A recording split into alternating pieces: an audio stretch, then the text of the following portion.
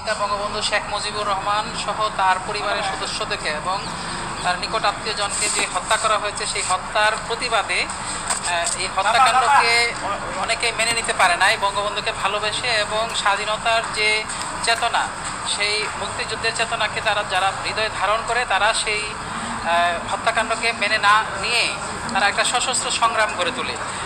সেক্ষেত্রে 15ই আগস্টের পরে যে সামরিক আইন জারি করা হয়, সেখানে মিছিল মিটিং সব কিছু বন্ধ করে দেওয়া হয়। তারপরেও তারা সশস্ত্র সংগ্রাম করেছে এবং বঙ্গবন্ধুকে ভালোবেসে তারা এই যারা তাদেরকে হত্যা করেছে তাদের প্রতিবাদ করেছে।